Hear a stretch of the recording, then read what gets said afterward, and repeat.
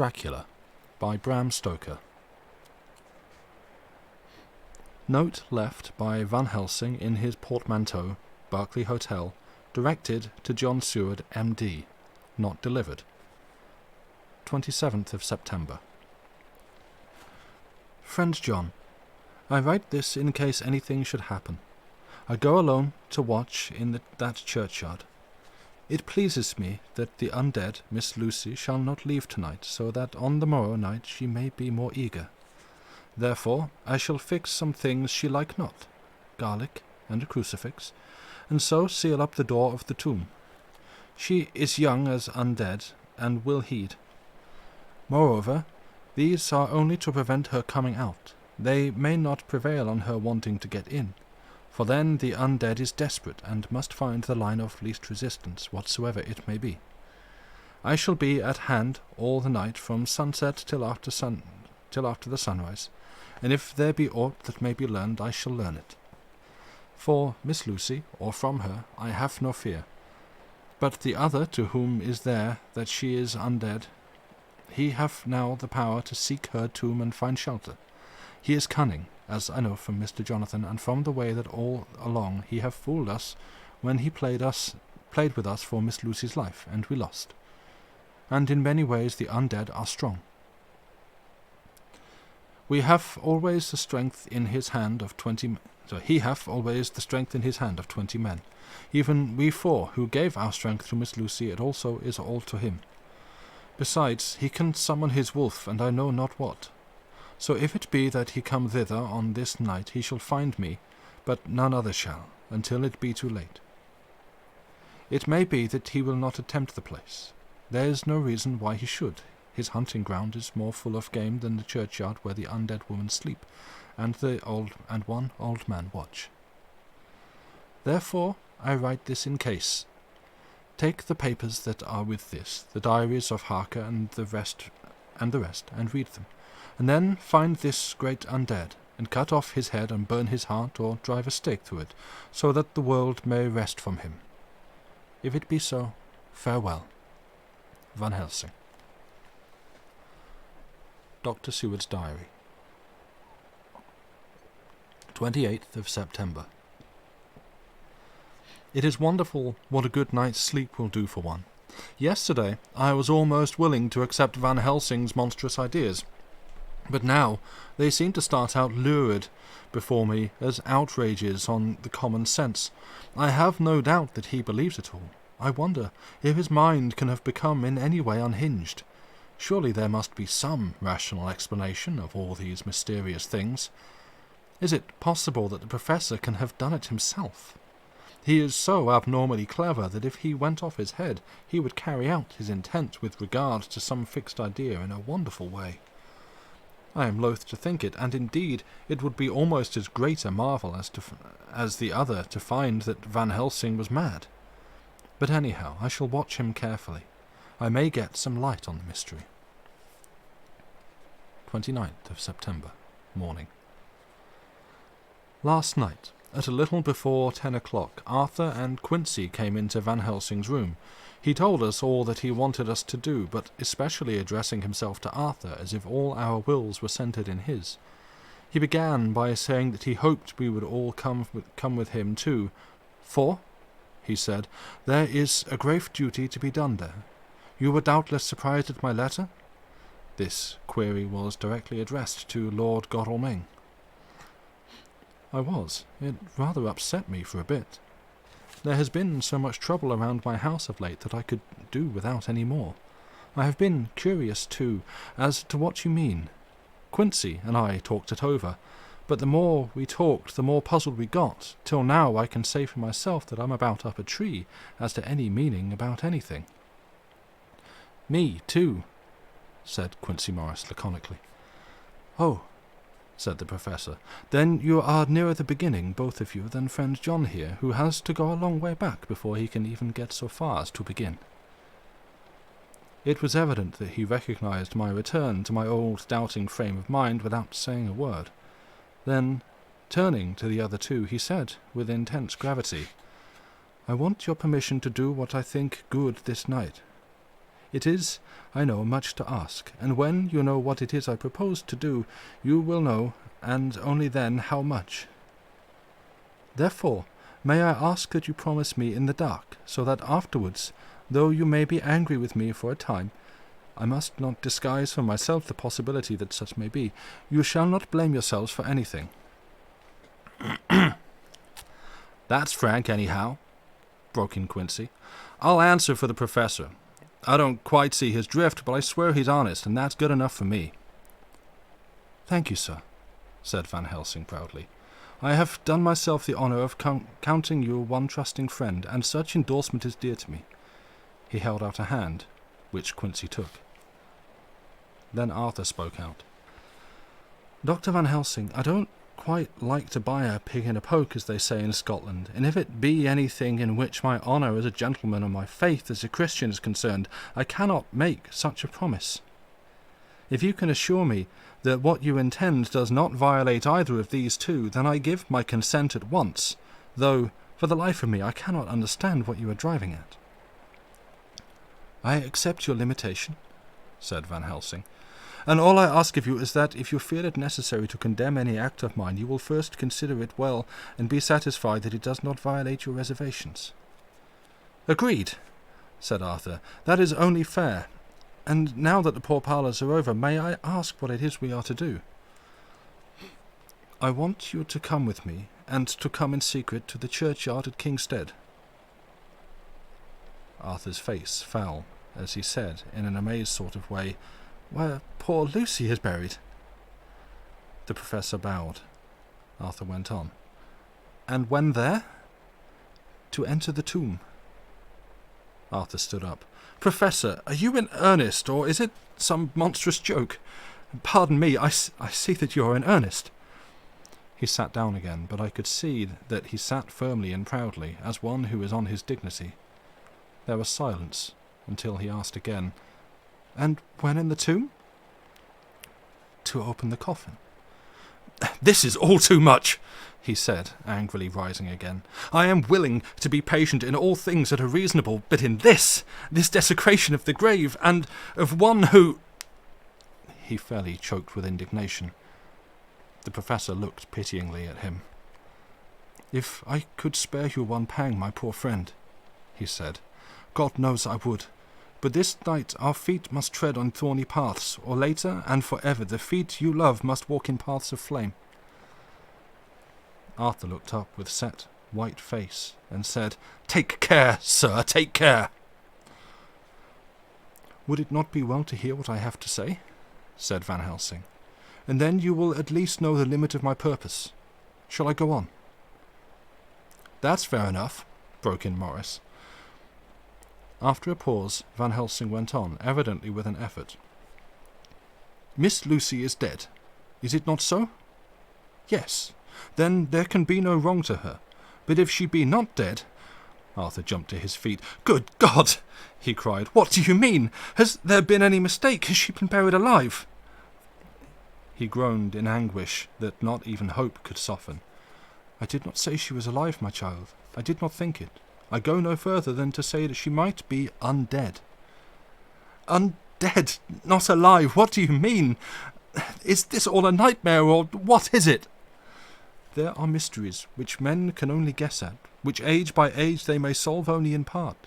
Believe me, we are now on the verge of one. But I have not done. May I cut off the head of dead Miss Lucy?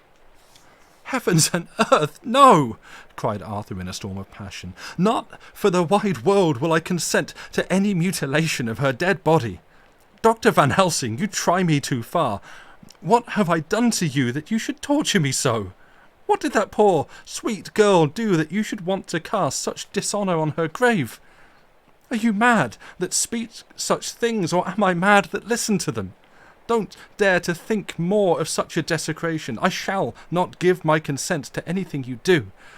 I have a duty to do in protecting her grave from outrage, and by God I shall do it.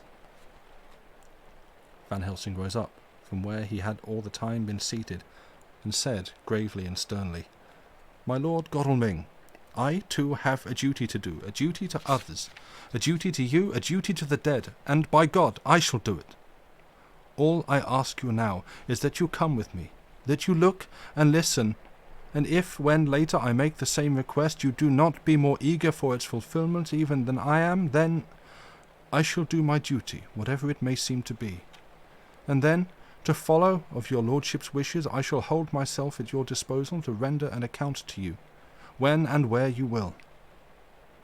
His voice broke a little, and he went on with an accent full of pity. "But I beseech you, do not go forth in anger with me. In a long life of acts which were often not pleasant to do, and which sometimes did wring my heart, I have never had so heavy a task as now. Believe me that if the time comes for you to change your mind towards me, one look from you will wipe away all this so sad hour, for I would do what a man can to save you from sorrow. Just think, for why should I give myself so much of labour and so much of sorrow? I have come here from my own land to do what I can of good, and the first to please my friend John, and then to help a sweet young lady, whom, too, I came to love. For her I am ashamed to say so much, but I say it in kindness. I gave what you gave, the blood in my veins. I gave it, who was not, like you, her lover, but only her physician and her friend. I gave to her my nights and days, before death, after death. And if my death can do her good even now, when she is dead, she is the dead undead, she shall have it freely." He said this with a very grave, sweet pride, and Arthur was much affected by it. He took the old man's hand and said in a broken voice, "Oh, it is hard to think of it, and I cannot understand. But at least I will go with you and wait." Chapter 16. Dr. Seward's Diary, continued.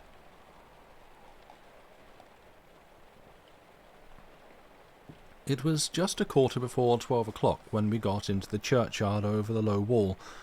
The night was dark, with occasional gleams of moonlight between the rents of the heavy cloud that scudded across the sky. We all kept somehow close together, with Van Helsing slightly in front as he led the way. When we had come close to the tomb, I looked well at Arthur, for I feared that the proximity to a place laden with so sorrowful a memory would upset him. But he bore himself well. I took it that the very mystery of the proceeding tended in some way to counteract his grief. The professor unlocked the door, and seeing a natural hesitation amongst us for various reasons, solved the difficulty by entering first himself. The rest of us followed, and he closed the door. He then lit a dark lantern and pointed to the coffin. Arthur stepped forward hesitatingly. Van Helsing said to me, "You were here with me yesterday. Was the body of Miss Lucy in that coffin?" "It was." The professor turned to the rest, saying, "You hear, and yet there is one who does not believe with me." He took his screwdriver, and again took off the lid of the coffin. Arthur looked on, very pale but silent. When the lid was removed, he stepped forward. He evidently did not know that there was a leaden coffin, or at any rate had not thought of it. When he saw the rent in the head, the blood rushed to his face for an instant, but as quickly fell away again, so that he remained of a ghastly whiteness. He was still silent. Oh, excuse me, Joey's just sneezing away in the background. You right, buddy? Okay, I think he's fine. Van Helsing forced back the leaden flange, and we all looked in and recoiled. The coffin was empty.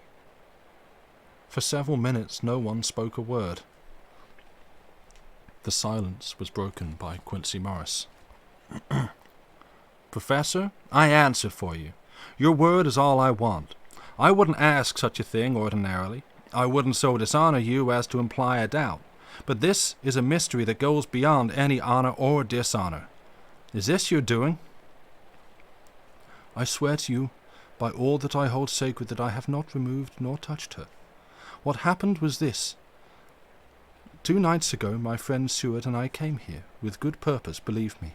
I opened that coffin, which was then sealed up, and we found it, as now, empty. We then waited and saw something white coming through the trees. The next day we came here in daytime, and she lay there. Did she not, friend John?" "Yes." "That night we were just in time. One more so small child was missing, and we find it, thank God, unharmed amongst the graves. Yesterday I came here before sundown, for at sundown the undead can move. I waited here all the night till the sun rose, but I saw nothing. It was most probable that it was because I had laid over the clamps of those doors garlic, which the undead cannot bear, and other things which they shun. Last night there was no exodus, so tonight, before the sundown, I took away my garlic and other things, and so it is we find this coffin empty. But bear with me. So far there is much that is strange. Wait you with me outside, unseen and unheard, and things much stranger are yet to be. So." Here he shut the dark side of his lantern. "Now to the outside." He opened the door, and we filed out, he coming last and locking the door behind him. Oh, but it seemed fresh and pure in the night air after the terror of the vault. How sweet it was to see the clouds race by in the brief gleams of the moonlight between the scudding clouds, crossing and passing, like the gladness and sorrow of a man's life. How sweet it was to breathe the fresh air that had no taint of death and decay. How humanizing to see the red lighting of the sky beyond the hill, and to hear far away the muffled roar that marks the life of a great city. Each, in his own way, was solemn and overcome. Arthur was silent, and was, I could see, striving to grasp the purpose and the inner meaning of the mystery. I was myself tolerably patient, and half inclined again to throw aside doubt and to accept Van Helsing's conclusions. Quincey Morris was phlegmatic in the way of a man who accepts all things and accepts them in the spirit of cool bravery, with hazard of all he has to stake. Not being able to smoke, he cut himself a good-sized plug of tobacco and began to chew. As to Van Helsing, he was employed in a definite way. First he took from his bag a mass of what looked like thin, wafer-like biscuit, which was carefully rolled up in a white napkin. Next he took out a double handful of some whitish stuff like dough or putty. He crumbled the wafer up fine and worked it into the mass between his hands. This he then took, and rolling it into thin strips, began to lay them into the crevices between the door and its setting in the tomb. I was somewhat puzzled at this, and being close, asked him what it was that he was doing. Arthur and Quincey drew near also, as they too were curious. He answered, "I am closing the tomb so that the undead may not enter." "And is that stuff you put there going to do it?" asked Quincey. "Great Scott, is this a game?" "It is." "What is that thing you are using?" This time the question was by Arthur. Van Helsing reverently lifted his hat as he answered. "The host. I brought it from Amsterdam. I have an indulgence." It was an answer that appalled the most sceptical of us, and we felt, individually, that in the presence of such earnest purpose as the Professor's, a purpose which could thus use the to him most sacred of things, it was impossible to distrust. In respectful silence we took the places assigned to us close round the tomb, but hidden from the sight of anyone approaching. I pitied the others, especially Arthur. I had myself been apprenticed by my former visits to this watching horror, and yet I, who had up to an hour ago repudiated the proofs, felt my heart sink within me. Never did tombs look so ghastly white, never did cypress or yew or juniper so seem the embodiment of funereal gloom. Never did tree or grass wave or rustle so ominously. Never did bough creak so mysteriously. Never did the faraway howlings of dogs send such a woeful presage through the night. There was a long spell of silence, a big, aching void, and then from the Professor a keen "sss." He pointed, and far down the avenue of yews we saw a white figure advance. a dim white figure which held something dark at its breast. The figure stopped, and at the moment a ray of moonlight fell between the masses of driving clouds and showed in startling prominence a dark-haired woman dressed in the cerements of the grave. We could not see the face, for it was bent down over what we saw to be a fair-haired child.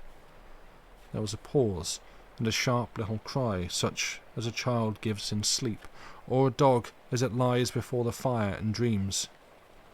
We were starting forward, but the professor's warning hand, seen by us as he stood behind a yew tree, kept us back.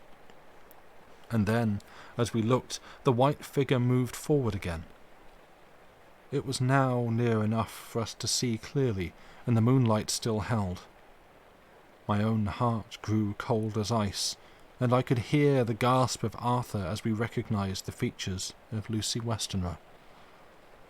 Lucy Westenra, but yet how changed! The sweetness was turned to adamantine, heartless cruelty, and the purity to voluptuous wantonness. Van Helsing stepped out, and obedient to his gesture we all advanced too. The four of us ranged in a line before the door of the tomb. Van Helsing raised his lantern and drew the slide. By the concentrated light that fell on Lucy's face we could see that the lips were crimson with fresh blood, and that the stream had trickled over her chin and stained the purity of her lawn death robe. We shuddered with horror. I could see by the tremulous light that even Van Helsing's iron nerve had failed. Arthur was next to me, and if I had not seized his arm and held him up, he would have fallen. When Lucy, I call the thing that was before us Lucy because it bore her shape, saw us, she drew back with an angry snarl such as a cat gives when taken unawares. Then her eyes ranged over us, Lucy's eyes in form and colour, but Lucy's eyes unclean and full of hellfire, instead of the pure, gentle orbs we knew. At that moment the remnant of my love passed into hate and loathing. Had she then to be killed, I could have done it with savage delight. As she looked, her eyes blazed with unholy light, and the face became wreathed with a voluptuous smile. Oh, God, how it made me shudder to see it! With a careless motion, she flung to the ground, callous as a devil, the child that up to now she had clutched strenuously to her breast, growling over it as a dog growls over a bone. The child gave a sharp cry and lay there moaning. There was a cold-bloodedness in the act which wrung a groan from Arthur. When she advanced to him, with outstretched arms and a wanton smile, he fell back and hid his face in his hands.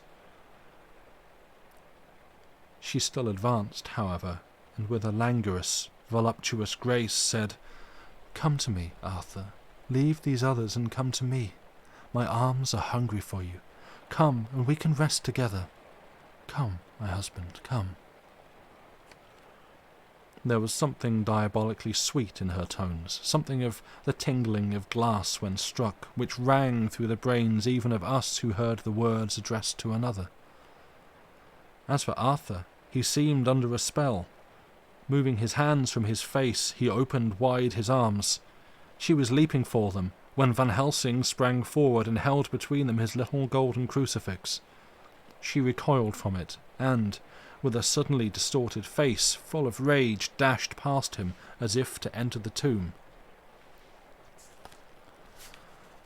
When within a foot or two of the door, however, she stopped, as if arrested by some irresistible force. Then she turned, and her face was shown in the clear burst of moonlight and by the lamp, which had now no quiver from Van Helsing's iron nerves. Never did I see such baffled malice on a face, and never, I trust, shall such ever be seen again by mortal eyes. The beautiful colour became livid, the eyes seemed to throw out sparks of hellfire, the brows were wrinkled, as though the folds of the flesh were the coils of Medusa's snakes, and the lovely blood-stained mouth grew to an open square, as in the passion masks of the Greeks and Japanese. If ever a face meant death, If looks could kill, we saw it at that moment.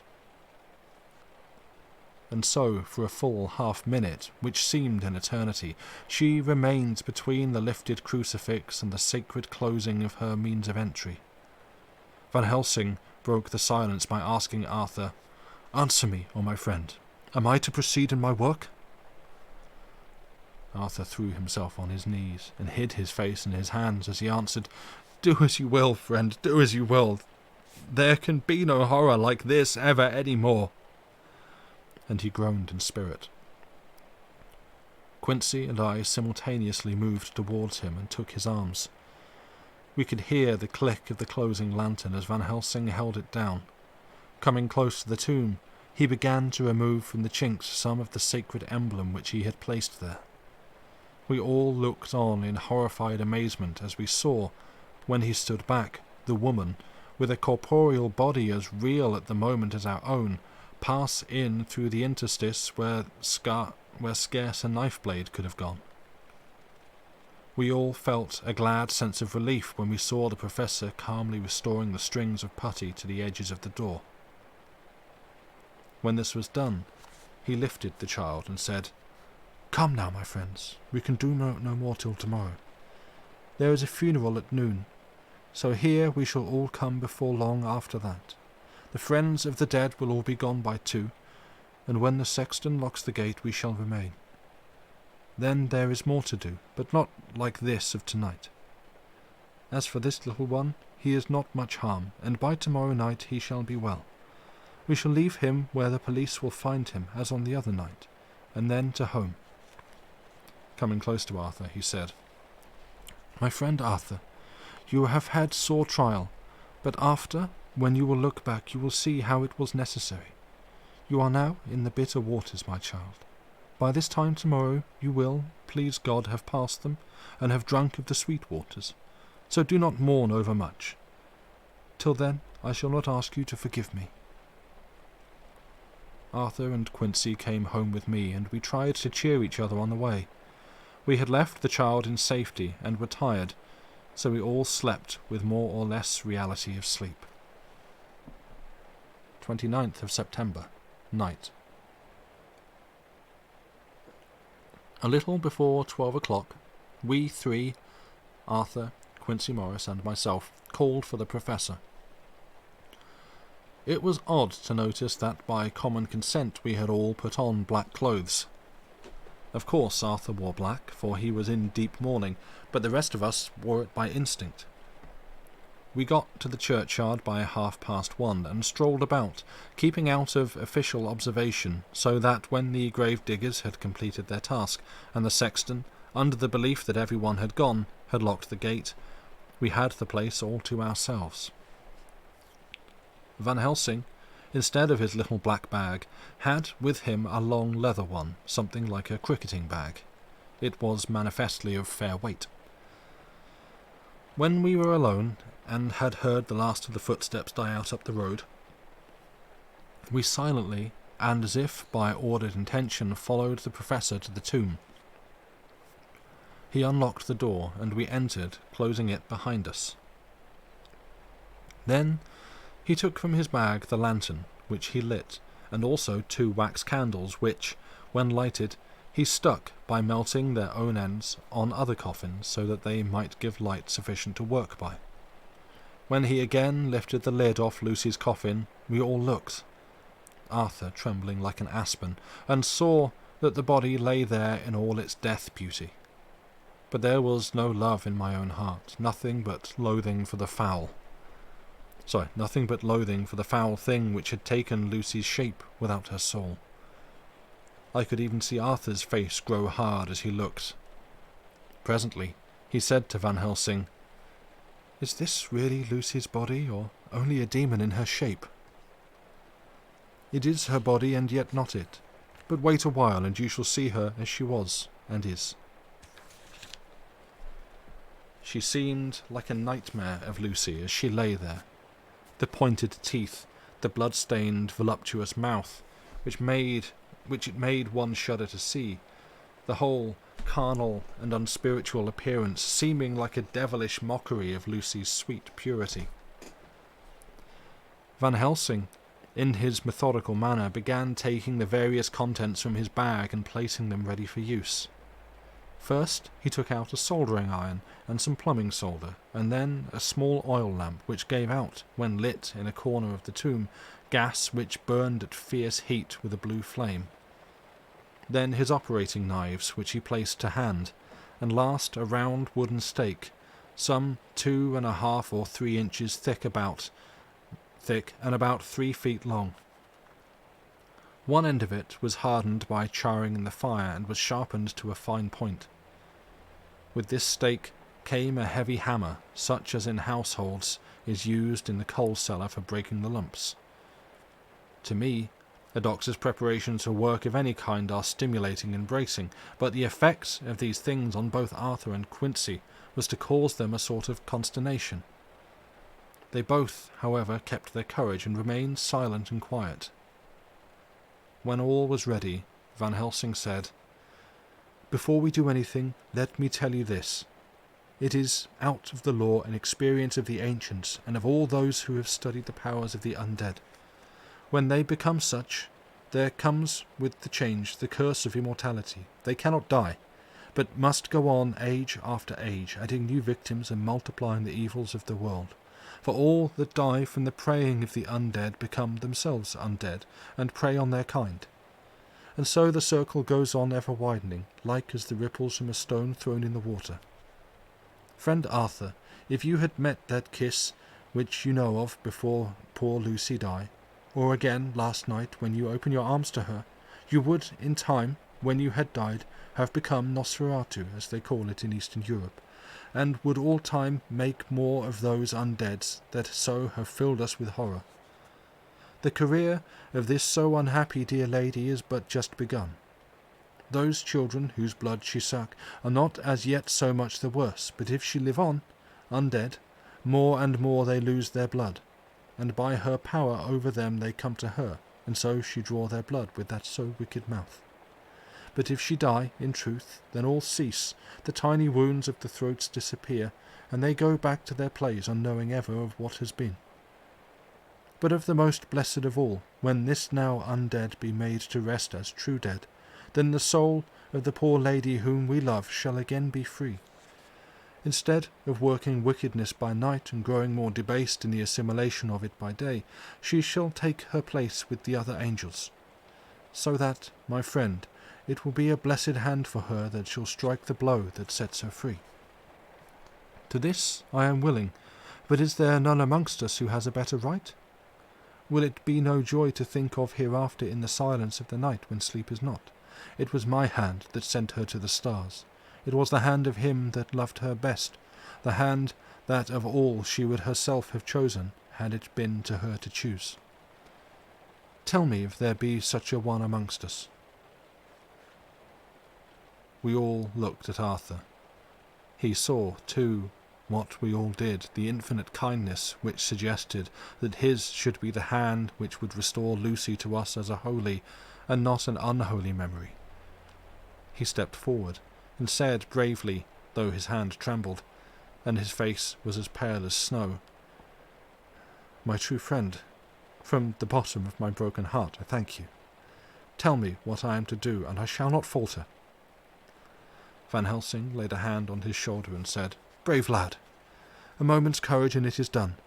The stake must be driven through her. It will be a fearful ordeal. Be not deceived in that, but it will be only a short time, and you will then rejoice more than your pain was great. From this grim tomb you will emerge as though you tread on air.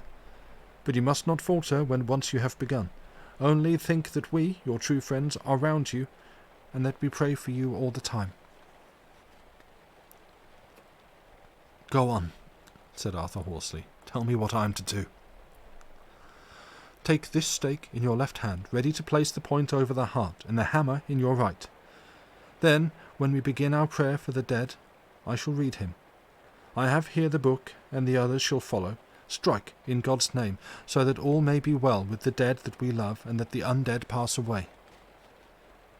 Arthur took the stake and the hammer, and when once his mind was set on action, his hands never trembled nor even quivered. Van Helsing opened his missal and began to read, and Quincy and I followed as well as we could. Arthur placed the point over the heart, and as I looked I could see its dint in the white flesh. Then he struck with all his might. The thing in the coffin writhed, and a hideous, blood-curdling screech came from the opened red lips. The body shook and quivered and twisted in wild contortions. The sharp white teeth champed together till the lips were cut and the mouth was smeared with a crimson foam, but Arthur never faltered. He looked like a figure of Thor as his untrembling arm rose and fell, driving deeper and deeper the mercy-bearing stake, whilst the blood from the pierced heart welled and spurted up around it. His face was set, and high duty seemed to shine through it. The sight of it gave us courage, so that our voices seemed to ring through the little vault. And then the writhing and quivering of the body became less, and the teeth ceased to champ, and the face to quiver. Finally it lay still. The terrible task was over. The hammer fell from Arthur's hand. He reeled, and would have fallen had we not caught him. The great drops of sweat sprang out on his forehead, and his breath came in broken gasps.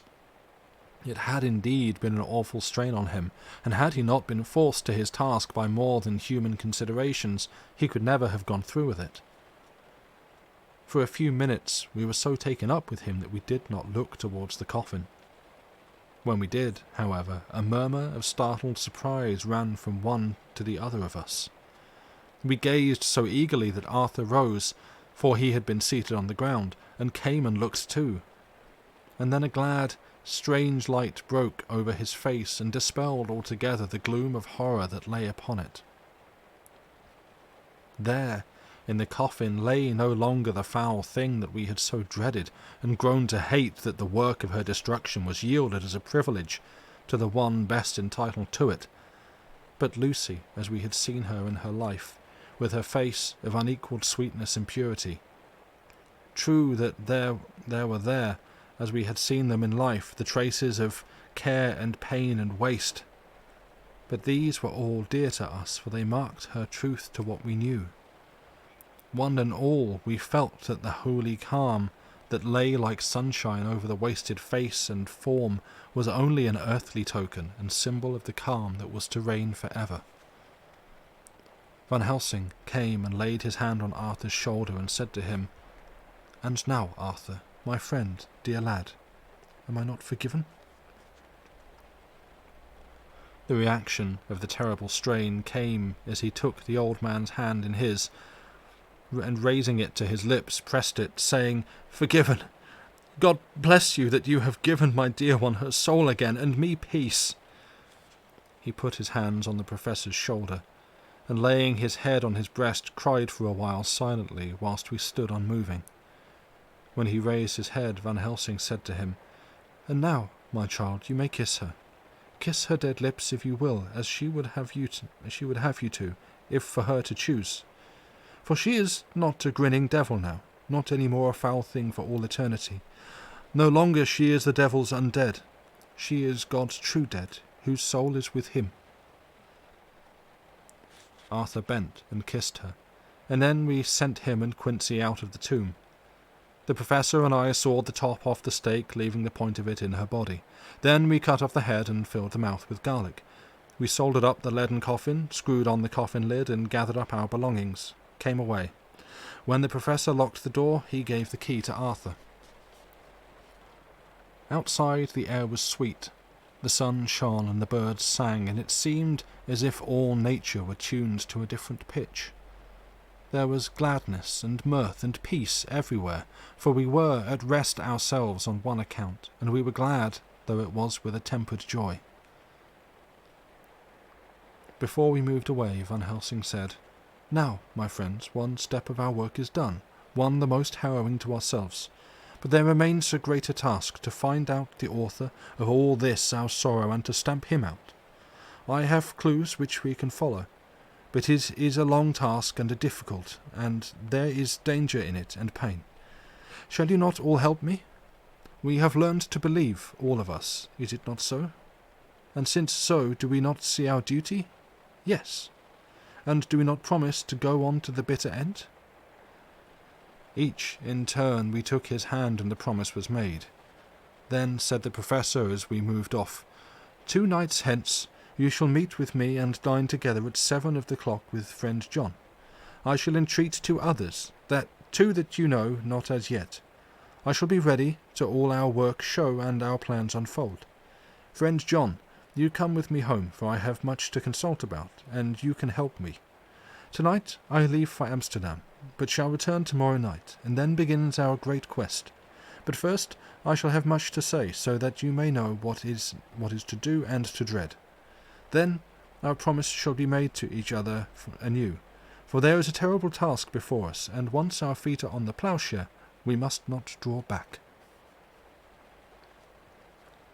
And that is where we shall take a break. So you know what to do, and we can discuss the weirdness of what just happened there in the break and afterwards. So see you back here in a few minutes. Bye for now.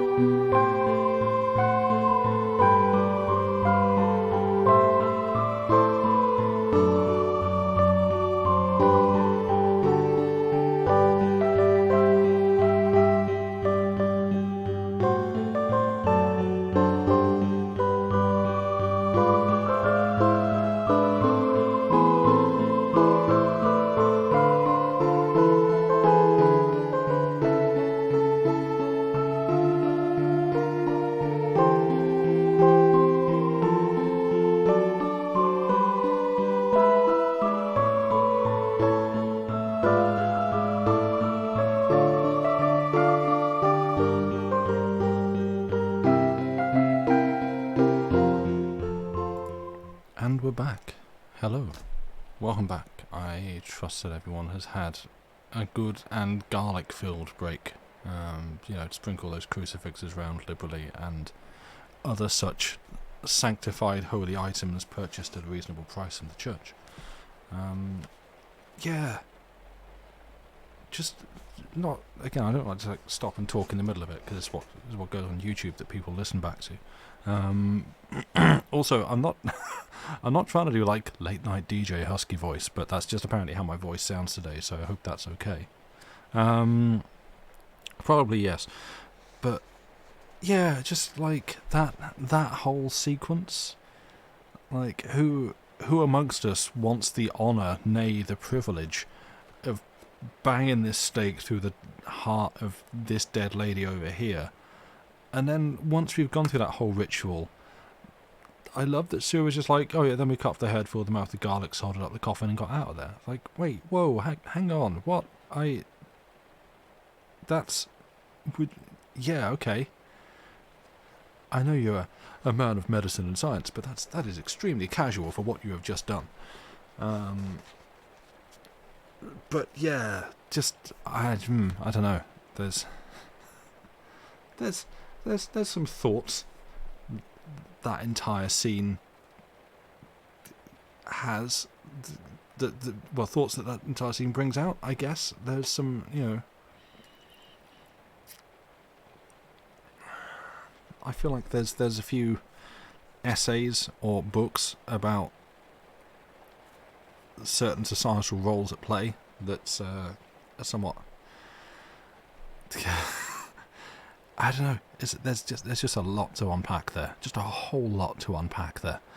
But anyway, I guess without getting too deep into the weeds, we should carry on with chapter 17. Excuse the creaky chair. Dr. Seward's diary. Continued. When we arrived at the Berkeley Hotel, Van Helsing found a telegram waiting for him. "I'm coming by train. Jonathan at Whitby. Important news. Mina Harker." The professor was delighted. "Ah, that wonderful Madam Mina," he said. "Pearl among women. She arrived, but I cannot stay. She must go to your house, friend John. You must meet her at the station. Telegraph her en route so that she may be prepared." When the wire was dispatched, he had a cup of tea. Over it, he told me of a diary kept by Jonathan Harker when abroad, and gave me a typewritten copy of it, as also of Mrs. Harker's diary at Whitby. "Take these," he said, "and study them well. When I have returned, you will be master of all the facts, and we can then better enter on our inquisition. Keep them safe, for there is in them much treasure. You will need all your faith, even you who have had such an experience as that of today. What is here told," he laid his hand heavily and gravely on the packet of papers as he spoke, "may be the beginning of the end to you and me and many others, or it may sound the knell of the undead who walk the earth.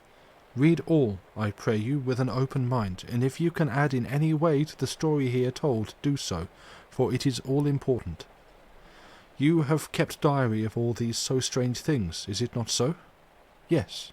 Then we shall go through all these together when we meet." Then he made ready for his departure, and shortly after drove off to Liverpool Street. I took my way to Paddington, where I arrived about 15 minutes before the train came in. The crowd melted away after the bustling fashion common to arrival platforms, and I was beginning to feel uneasy lest I might miss my guest, when a sweet-faced, dainty-looking girl stepped up to me and, after a quick glance, said, "Dr. Seward, is it not?" "And you are Mrs. Harker," I answered at once, whereupon she held out her hand. "I knew you from the description of poor dear Lucy, but—" She stopped suddenly, and a quick blush overspread her face.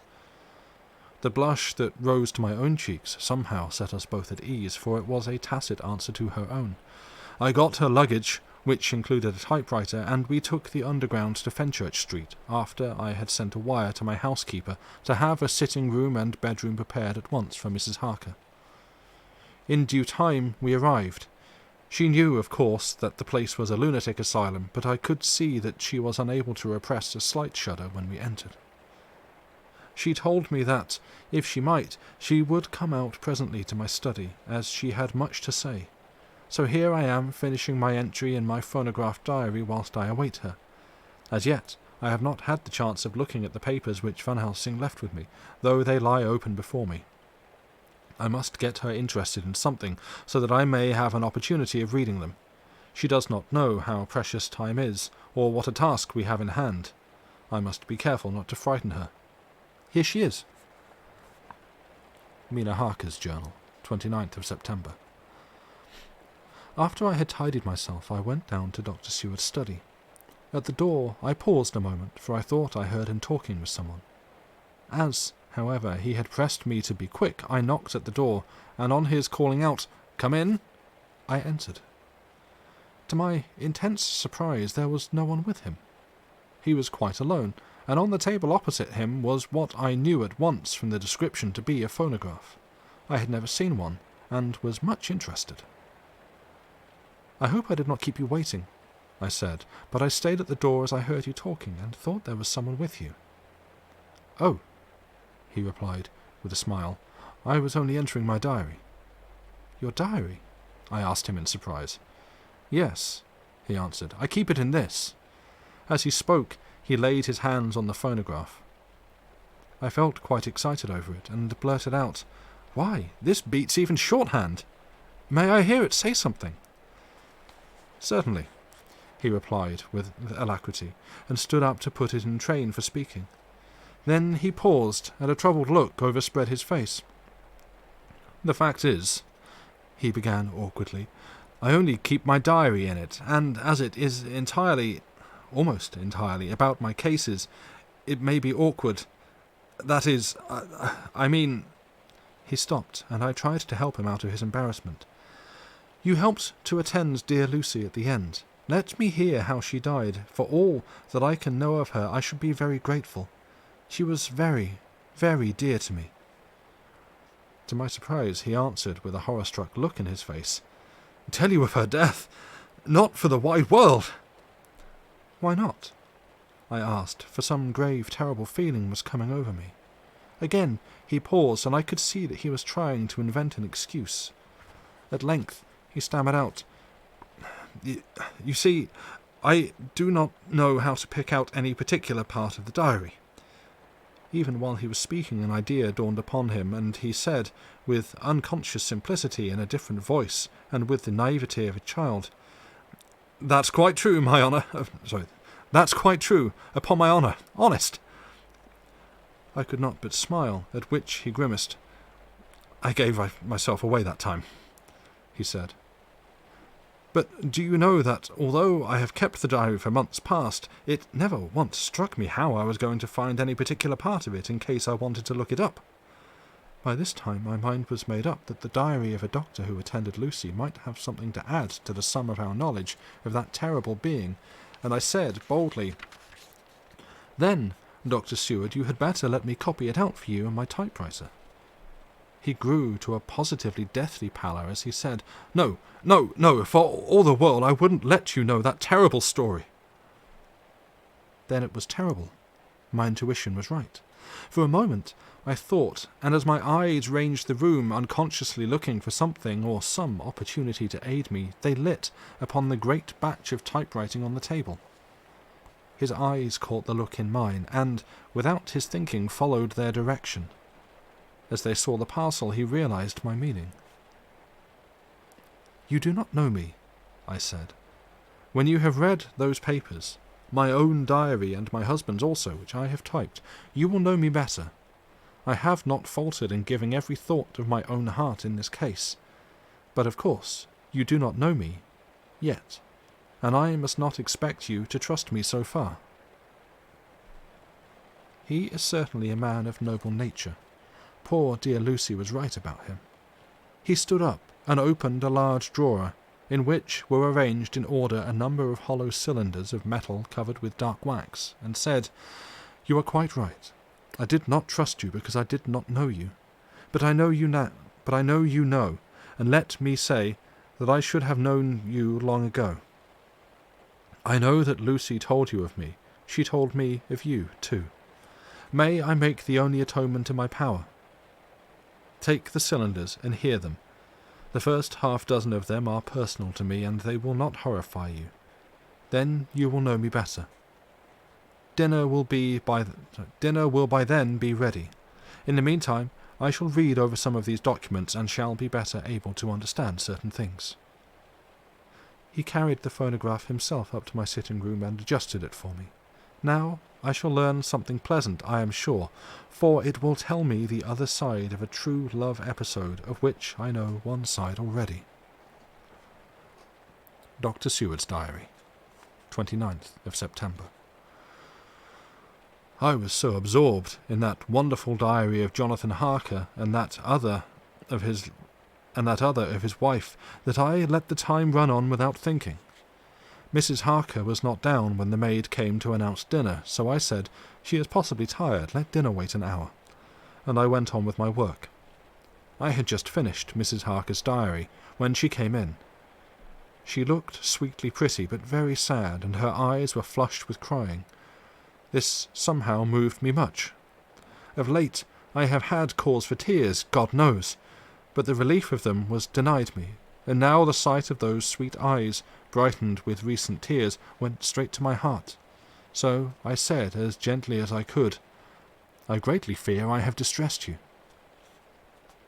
"Oh no, not distressed me," she replied, "but I have been more touched than I can say by your grief. That is a wonderful machine, but it is cruelly true. It told me, in its very tones, the anguish of your heart. It was like a soul crying out to Almighty God. No one must hear them spoken ever again. See, I have tried to be useful.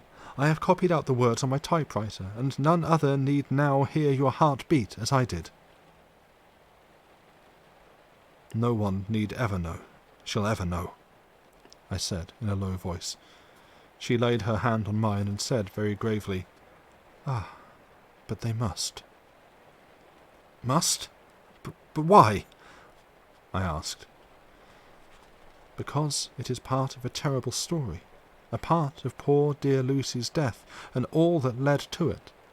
Because in the struggle which we have before us to rid the earth of this terrible monster, we must have all the knowledge and all the help which we can get.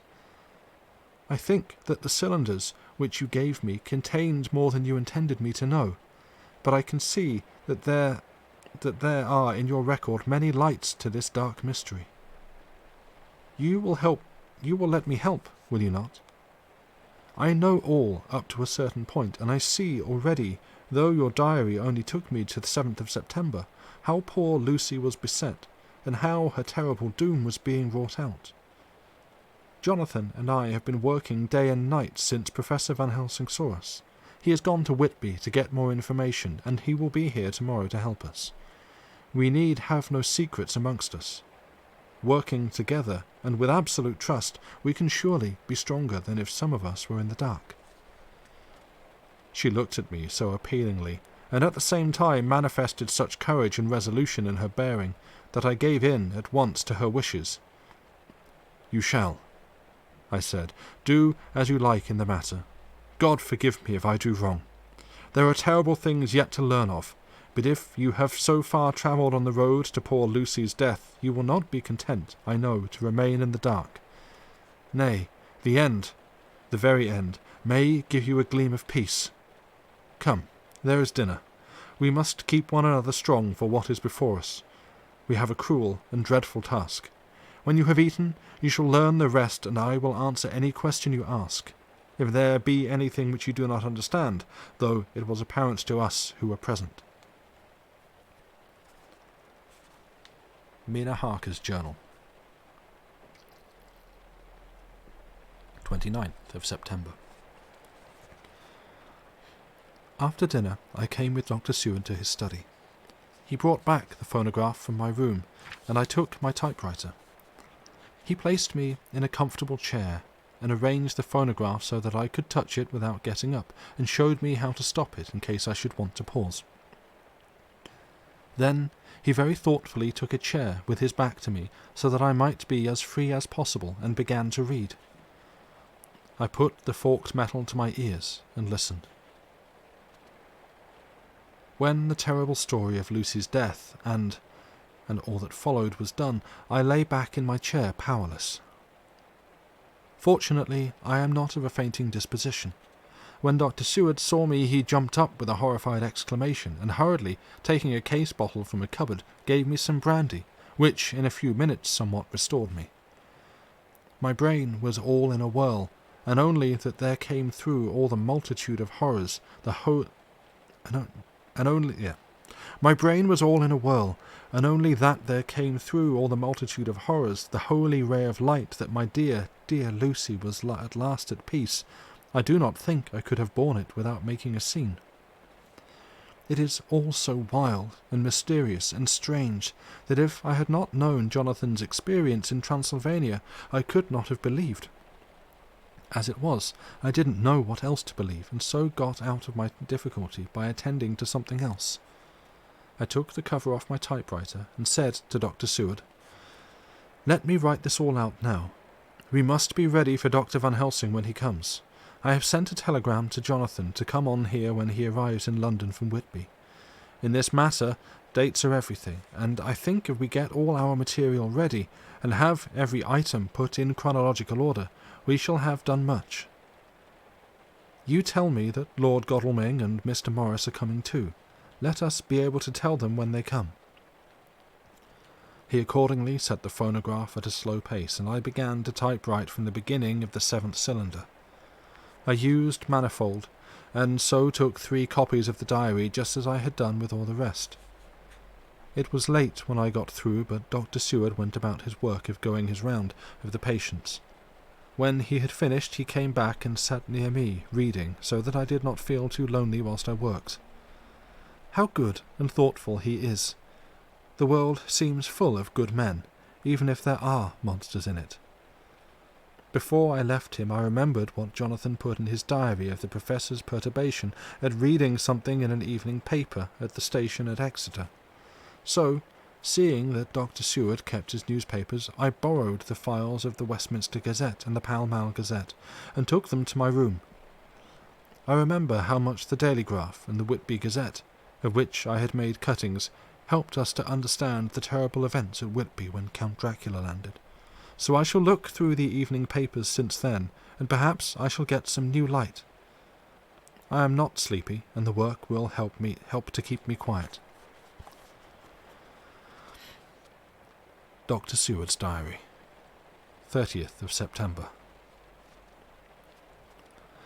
Mr. Harker arrived at 9 o'clock. He had got his wife's wire just before starting. He is uncommonly clever, if one can judge from his face, and full of energy. If his journal be true, and judging by one's own wonderful experiences it must be, he is also a man of great nerve. That going down to the vault a second time was a remarkable piece of daring. I'm just about to sneeze, 1 second.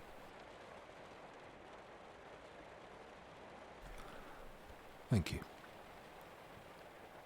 After reading his account of it, I was prepared to meet a good specimen of manhood, but hardly the quiet, businesslike gentleman who came here today.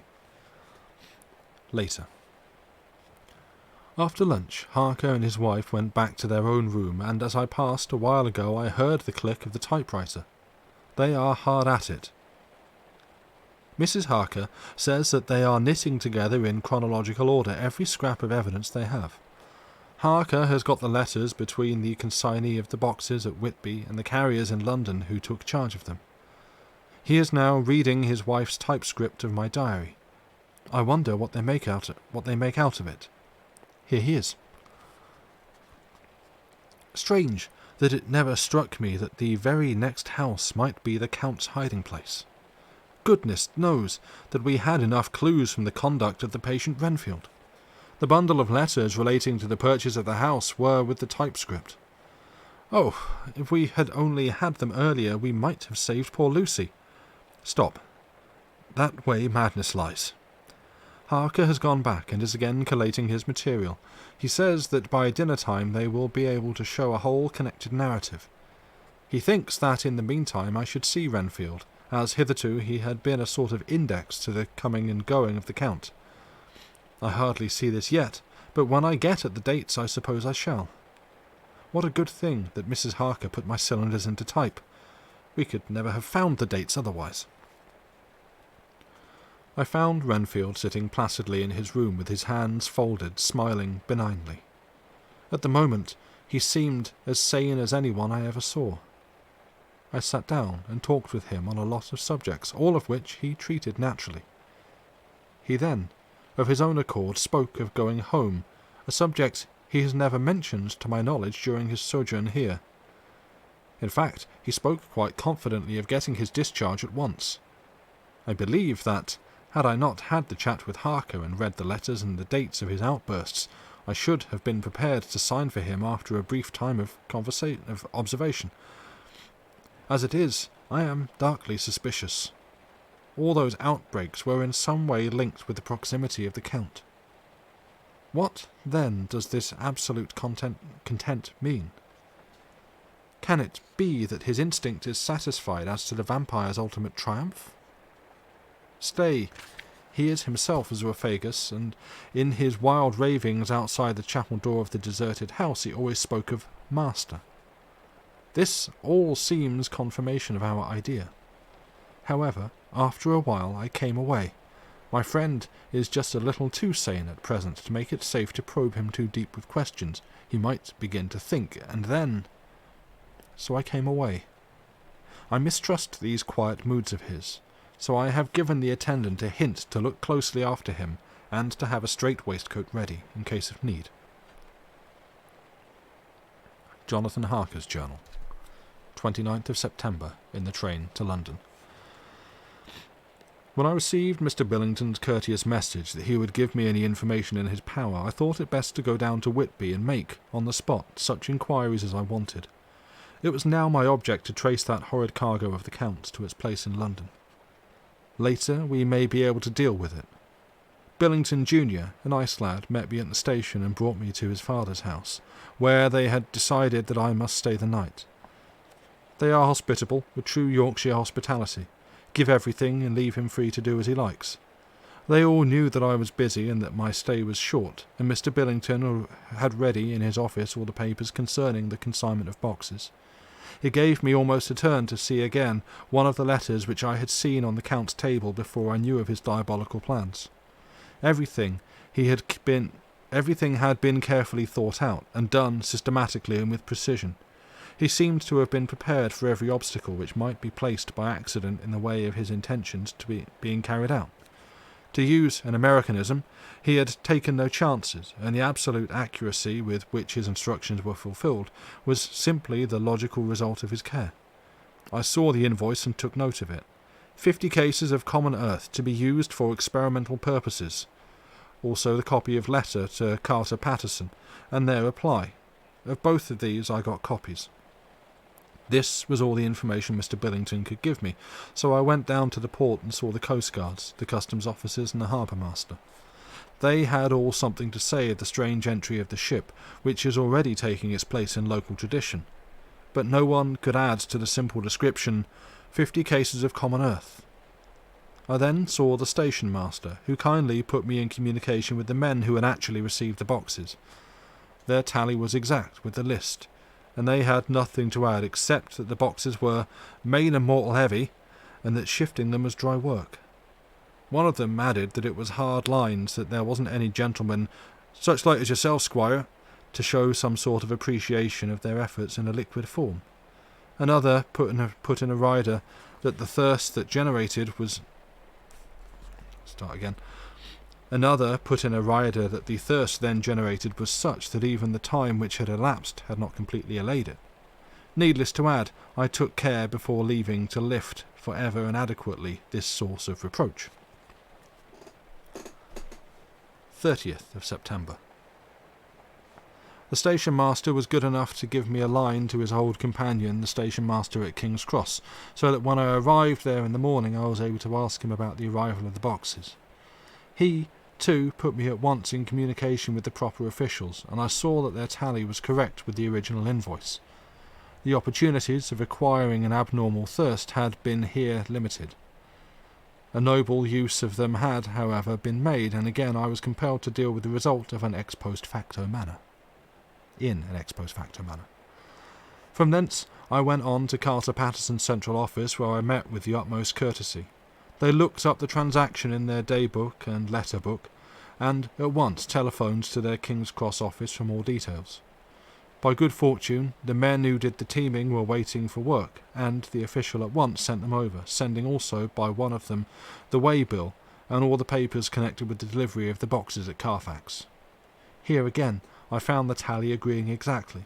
The carrier's men were able to supplement the paucity of the written words with a few details. These were, I shortly found, connected almost solely with the dusty nature of the job, and of the consequent thirst engendered in the operators. On my affording an opportunity, through the medium of the currency of the realm, of the allaying at a later period this beneficent evil, one of the men remarked, "That 'ere house governor is the rummiest That 'ere house governor is the rummiest I ever was in. Blimey, but it ain't been touched since 100 years. There was dust that thick in the place that you might have slept on it without hurting your bones. And the place was that neglected that you might have smelled old Jerusalem in it. But the old chapel, that took the cake, that did. Me and my mate, we thought we wouldn't never get out quick enough. Lord, I wouldn't take less nor a quid a moment to stay there after dark." Having been in the house, I could well believe him, but if he knew what I know, he would, I think, have raised his terms. Of one thing I am now satisfied, that all the boxes which arrived at Whitby from Varna and the Demeter were safely deposited in the old chapel of Carfax. There should be 50 of them there, unless any have since been removed, as from Dr. Seward's diary, I fear. I shall try to see the carter who took away the boxes from Carfax when Renfield attacked them. By following up this clue, we may learn a good deal. Later. Mina and I have worked all day, and we have put all the papers into order.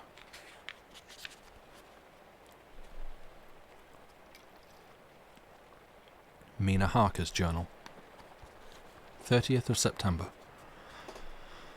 I am so glad that I hardly know how to contain myself. It is, I suppose, the reaction from the haunting fear which I have had, that this terrible affair and the reopening of his old wound might act detrimentally on Jonathan. I saw him leave for Whitby with as brave a face as I could, but I was sick with apprehension. The effort has, however, done him good. He was never so resolute, never so strong, never so full of volcanic energy as at present. It is just as that dear, good Professor Van Helsing said, he is true grit, and he improves under strain that would kill a weaker nature. He came back full of life and hope and determination. We have got everything in order for tonight. I feel myself quite wild with excitement. I suppose one ought to pity anything so hunted as is the Count. That is just it. This thing is not human, not even beast. To read Dr. Seward's account of poor Lucy's death, and what followed, is enough to dry up the springs of pity in one's heart. Later. Lord Godalming and Mr. Morris arrived earlier than we expected. Dr. Seward was out on business, and had taken Jonathan with him, so I had to see them. It was, to me, a painful meeting, for it brought back all poor dear Lucy's hopes of only a few months ago. Of course they had heard Lucy speak of me, and it seemed that Dr. Van Helsing too had been quite blowing my trumpet, as Mr. Morris expressed it. Poor fellows, neither of them is aware that I know all about the proposals they made to Lucy. They did not quite know what to say or do, as they were ignorant of the amount of my knowledge, so they had to keep on neutral subjects. However, I thought the matter over, and came to the conclusion that the best thing I could do would be to post them in affairs right up to date. I knew from Dr. Seward's diary that they had been at Lucy's death, her real death, and that I need not fear to betray any secret before the time. So I told them, as well as I could, that I had read all the papers and diaries, and that my husband and I, having typewritten them, had just finished putting them in order. I gave them each a copy to read in the library. When Lord Godalming got his and turned it over, it does make a pretty good pile, he said, "Did you write all this, Mrs. Harker?" I nodded, and he went on. "I don't quite see the drift of it, but you people are all so good and kind, and have been working so earnestly and so energetically that all I can do is to accept your ideas blindfold and try to help you. I have had one lesson already in accepting facts that should make a man humble to the last hour of his life. Besides, I know you loved my poor Lucy." Here he turned away and covered his face with his hands. I could hear the tears in his voice. Mr. Morris, with instinctive delicacy, just laid a hand for a moment on his shoulder, and then walked quietly out of the room. I suppose there is something in woman's nature that makes a man free to break down before her and express his feelings on the tender or emotional side without feeling it derogatory to his manhood. For when Lord Godalming found himself alone with me, he sat down on the sofa and gave way utterly and openly. I sat down beside him and took his hand. I hope he didn't think it forward of me, and that if he ever thinks of it afterwards he will never have such a thought. There, I wrong him. I know he never will. He is too true a gentleman. I said to him, for I could see that his heart was breaking, "I loved dear Lucy, and I know what she was to you, and what you were to her. She and I were sisters, and now she is gone. Will you not let me be like a sister to you in your trouble? I know what sorrows you have had, though I cannot measure the depth of them. If sympathy and pity can help in your affliction, won't you let me be of some little service, for Lucy's sake?" In an instant the poor dear fellow was overwhelmed with grief. It seemed to me that all that he had of late been suffering in silence found a vent at once. He grew quite hysterical, and raising his open hands, beat his palms together in a perfect agony of grief. He stood up and then sat down again, and the tears rained down his cheeks. I felt an infinite pity for him, and opened my arms unthinkingly. With a sob he laid his head on my shoulder and cried like a wearied child, whilst he shook with emotion. We women have something of the mother in us that makes us rise above smaller matters when the mother spirit is invoked. I felt this big, sorrowing man's head resting on me, as though it were that of the baby that some day may lie on my bosom, and I stroked his hair as though he were my own child. I never thought at the time how strange it all was. After a little bit his sobs ceased, and he raised himself with an apology, though he made no disguise of his emotion. He told me that for days and nights past, weary days and sleepless nights, he had been unable to speak with anyone, as a man must speak in his time of sorrow. There was no woman whose sympathy could be given to him, or with whom, owing to the terrible circumstances with which his sorrow was surrounded, he could speak freely. "I know how I have suffered," he said as he dried his eyes, "but I do not know even yet, and none other can ever know, how much your sweet sympathy has been to me today. I shall know better in time, and believe me that, though I am not ungrateful now, my gratitude will grow with my understanding. You will let me be like a brother, will you not, for all our lives? For dear Lucy's sake." "For dear Lucy's sake," I said as we clasped hands. "Aye, and for your own sake." "Aye, and for your own sake," he added. "For if a man's esteem and gratitude are ever worth the winning, you have won mine today. If ever the future should bring to you a time when you need a man's help, believe me, you will not call in vain. God grant that no such time may ever come to you to break the sunshine of your life, but if it should ever come, promise me that you will let me know." He was so earnest and his sorrow was so fresh that I felt it would comfort him, so I said, "I promise." As I came along the corridor, I saw Mr. Morris looking out of the window. He turned as he heard my footsteps. "How is Art?" he said. Then noticing my red eyes, he went on, "Ah, I see you've been comforting him. Poor old fellow, he needs it. No one but a woman can help a man when he is in trouble of the heart, and he had no one to comfort him. He bore his own trouble so bravely that my heart bled for him. I saw the manuscript in his hand, and I knew that when he read it he would realize how much I knew, so I said to him, "I wish I could comfort all who suffer from the heart. Will you let me be your friend, and will you come to me for comfort if you need it? You will know later on why I speak." He saw that I was in earnest, and, stooping, took my hand, and raising it to his lips, kissed it. It seemed but poor... Excuse my cat sneezing. Please bless the cat. It seemed but poor comfort to so brave and unselfish a soul, and impulsively I bent over and kissed him. The tears rose in his eyes, and there was a momentary choking in his throat. He said, quite calmly, "Little girl, you will never regret the true-hearted kindness so long as ever you live." Then he went into the study to his friend. Little girl, the very words he had used to Lucy, and oh, but he proved himself a friend. And that is the end of the chapter, and where I shall end things for tonight. Thank you for listening.